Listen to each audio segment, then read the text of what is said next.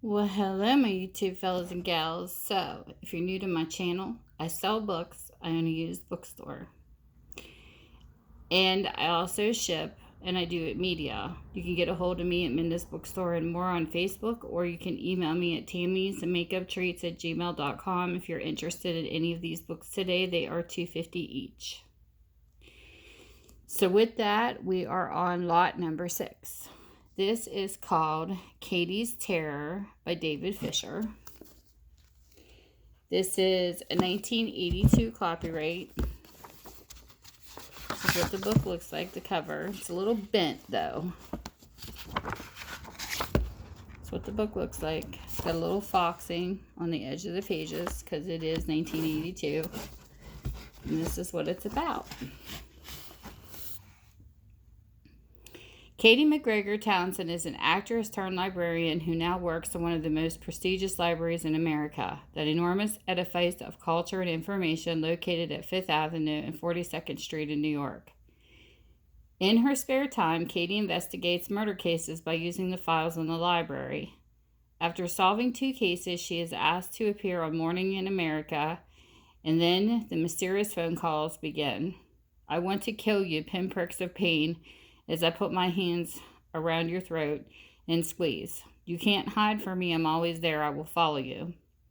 A brutal psychopathic killer is on the loose, and the murderer with the beast inside him is stalking Katie McGregor Townsend.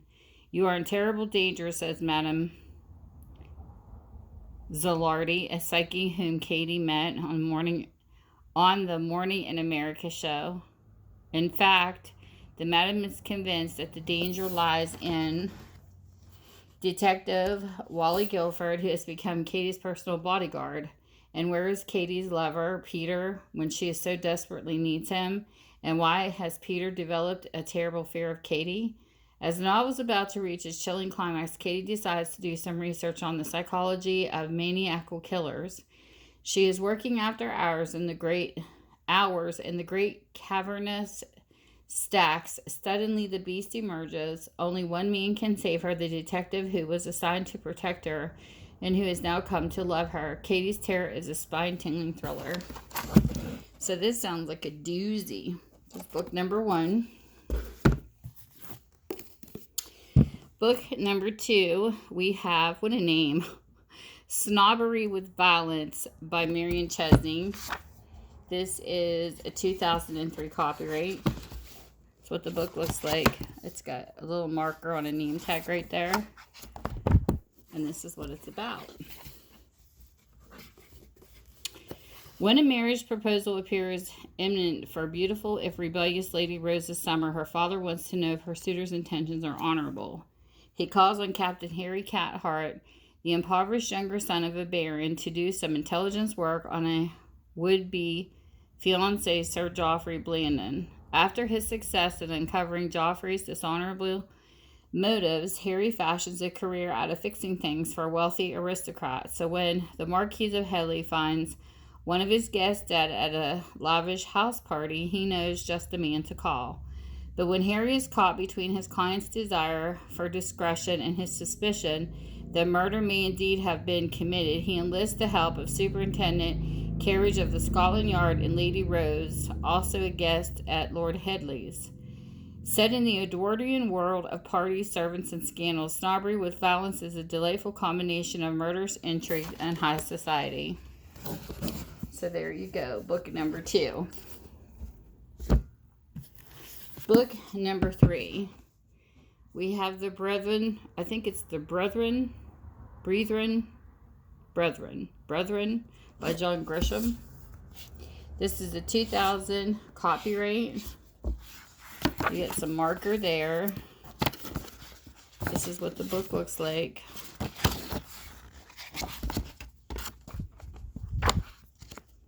And this is what it's about. Trumbull is a minimum security federal prison, a camp home to the usual assortment of relatively harmless criminals, drug dealers, bank robbers, swindlers, embezzlers, tax invaders, 2 Wall Street crooks, 1 doctor, at least 5 lawyers, and 3 former judges who call themselves the Brethren. One from Texas, one from California, and one from Mississippi. They meet one day in a law library, their turf at Trumbull, where they write briefs, handle cases for other inmates, practice law without a license, and sometimes dispense jailhouse justice. And they spend hours writing letters. They are fine-tuning mail scam and is starting to really work. The money's pouring in. Then their little scam goes awry. It ensnares the wrong victim, a powerful man on the outside, a man with dangerous friends, and the Brethren's day of quietly marking times are over. Sounds like a good one. Look how pretty the back of that book is. So that's 3. Book number 4. We have Reversible Errors by Scott Turow. This is 2002 copyright. Look how pretty that book is. I like that brown. That's what the book looks like. And this is what it's about. Romney Squirrel Gandolf is a yellow man, an inmate on death row for a 1991 triple murder in Kendall County. His slow progress towards certain execution is nearing completion when Arthur Raven, a corporate lawyer who is Ramsey's reluctant court-appointed representative, receives word that another inmate may have a new evidence that will exonerate Gandolf. Arthur's opponent in the case is Muriel Wine Kendall, County's formidable chief deputy prosecuting attorney who is considering a run for her boss's job. Muriel and Larry Starzek, the original detective in the case, don't want to see Romney's escape, a fate they long ago determined he deserved for a host of reasons. Further complicating the situation is the fact that Jillian Sullivan, the judge who originally found Romney guilty, as only recently out of prison herself, having served time for taking bribes. Scott Turow's compelling, multidimensional characters take the reader into the Kendall County's parallel yet intersecting worlds of police, small-time crooks, airline executives, and sophisticated scammers and lawyers all off the strips. No other writers offer such a convincing, true-to-life picture of how the law and life interact, or such a profound understanding of what is at stake personally, professionally, and morally when the state holds the power to end a man's life. Very, very interesting. It's like a good book. Book number 5. We have Reasonable Doubt by Philip Friedman. This is a 1990 copyright. That's what the book looks like. It's got some aging on the jacket. And this is what it's about. So marker on the inside of cover all right there too. A courtroom drama of immense power and depth, Reasonable Doubt draws its reader into the world of attorney Michael Ryan as he sifts through the ruins of his relationship with his son, puts his reputation on the line, and confronts his strongest self-doubts in the most important trial, literally and figuratively, of his life. Ned Ryan, Michael's estranged son, has been bludgeoned to death in a private room during a downtown Manhattan art gallery reception. His wife, Jennifer Nealon Ryan, an actress 7 years her husband senior, is the number one suspect. The evidence is overwhelming if circumstantial, and Jennifer's attorney advised her to enter a plea. She will not. Maintaining her innocence, she insists on hiring her father-in-law, Michael, to defend her. At first, Ryan doubts Jennifer's innocence, and would it in any case be simpler to believe she did it and try to get on with his life? Yes, but he can't and won't do that. Pressure mounts. Ryan can no longer refuse to take the case. Ryan figures he is out of his depth. He must call a long-lost experience. He was a federal prosecutor, but he hasn't seen the inside of a courtroom for years in order to establish a reasonable doubt about Jennifer's guilt and win her acquittal. And so the scene is set for one of the most memorable, engrossing trials novels in years, a gripping tale with currents and cross-currents of deep emotional issues.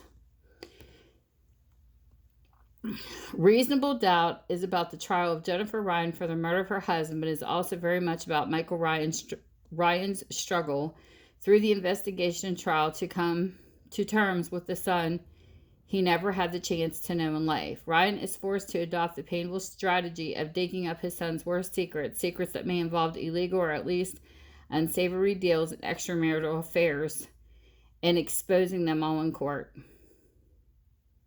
This sounds like a really good book, too. And on that note, being that this is book number 5, this is also a resource. If you don't buy books from me, look on your Kindle Nook, whatever device you use to read books. And these are books that are out there that you can look up by the ISBN numbers I will post below, or the name and author of the book. And also, I will do books all month. And at the end of the month, the books that you see for the month of August, since this is September 1st, these will be all new books. All of those books will be gone after today. So if there's any books you're interested in, any of the videos I have shown, please contact me through my email at tammysmakeuptreats@gmail.com and let me know. So with that, we're going to move on to book number 6. I hang on to my books, in other words, for a month. And then I let them go. Okay. So we have Kinds of Love, Kinds of Death. This is a Mitchell Tobin mystery by Donald E. Westlake. Rating is Tucker Co. This has no jacket. This is what the cover of the book looks like. There's some writing there. This is a 1966. And I love it because back then they didn't have to have a jacket. They could put everything on the back of the book too. Mitchell Tobin was a cop who betrayed the peoples closest to him. His fall from grace was long and hard, resulting in the exile from the only job he knew how to do. Now he's a loner by choice, closing himself off from the outside world with silence and impassivity, showing no feelings, allowing himself to hope for nothing. Then mobster Arnie Runback offers Tobin a task tailor-made for his talents and his keen-caught mind. Runback's mistress has been murdered, probably by someone within the criminal organization. The mobster can't allow the police to investigate his organization too closely, so he hires Tobin, an ex-cop in disgrace, and short of money, to find the killer. Runback is sure that Tobin can be dealt with. Can he set safely on the trail wherever in the underworld it might lead him? This unlikely alliance between the respectability mobster and the dishonored ex-cop is a gripping tale of marital and extramarital love, violence, and conflicting moralities, and of emotions which can lead to pain, to betrayal, and to murder. So this is book number 6. Book number 7 is a nice thick novel. It's a 3 complete novels in one. This is D for Deadbeat, E is for Evidence, and F is for Fugitive by Sue Grafton.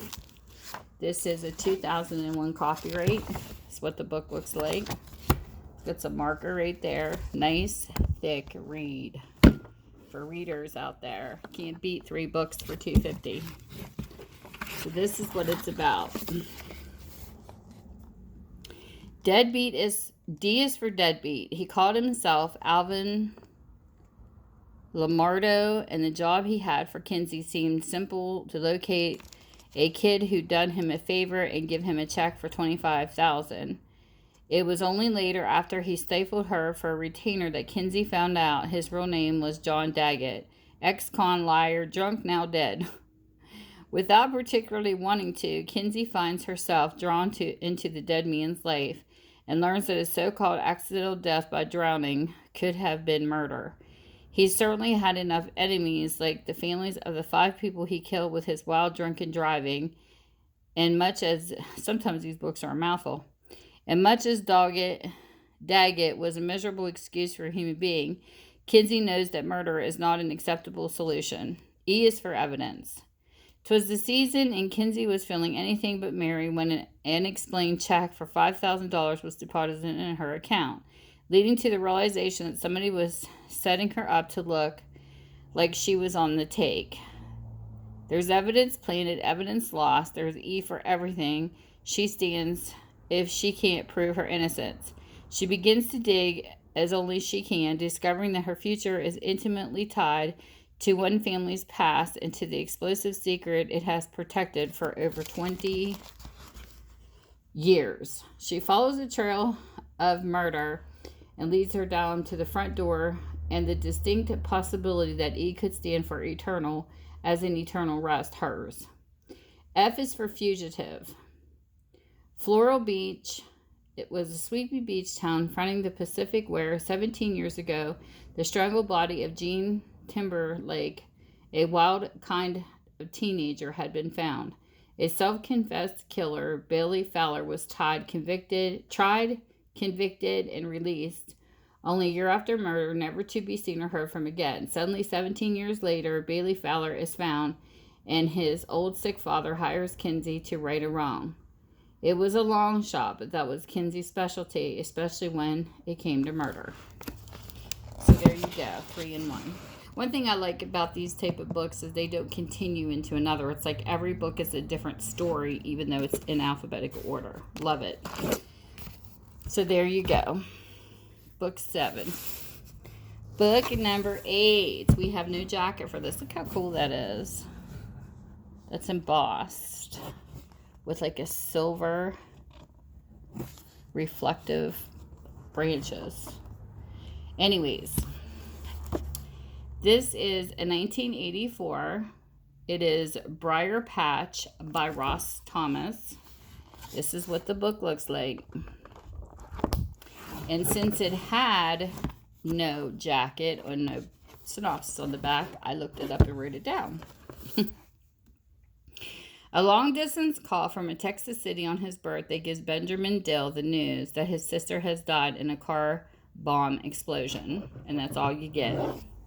Got to read the book to figure out the rest. I like a mystery anyways. So there's number 8. Okay. Book number 9 also has no cover. It's called The Doorbell.Rang by Rex Stout. It is a 1965 book. That's what it looks like. And this is what it's about. And I also wrote it in this one. Hired to help. This is Nero Wolfe Book 41. Hired to help society widow Rachel Bruno foil bothersome feds, Nero Wolfe and his able assistant Archie get in over their heads with the highly trained G-men who are adept at bugs, tales, and threats. So there you go. And book number 10. We have R is for Ricochet by Sue Grafton. This is a 2004 copyright. And if you have the first name with the letter R, this would be perfect to make into a journal. Just saying. This year's got an address thing in it. That's what your book looks like. Oh, it's got a big letter R in the beginning too. Don't think I didn't keep letter T, because I did. So there you go. And this is what the book is about. Because you can also turn these into junk journals. They're all hardbacks. The best type to turn into junk journals is the kind that's got this open area right back here where nothing's glued in. Okay, anyways, getting back to the book. Rhea Lafferty was the daughter of privilege and the only child of an adoring father.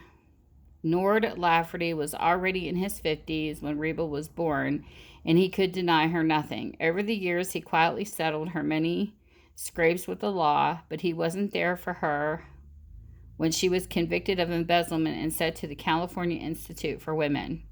Now at 32, she's about to be paroled, having served 22 months of a 4-year sentence.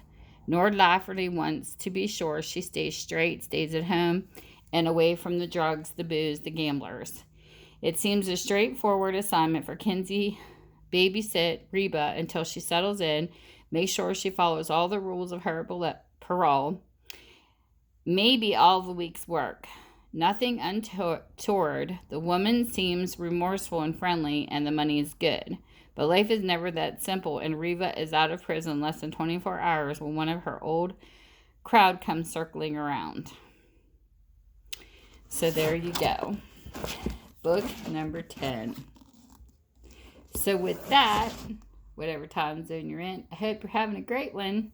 I'll see you soon. Bye.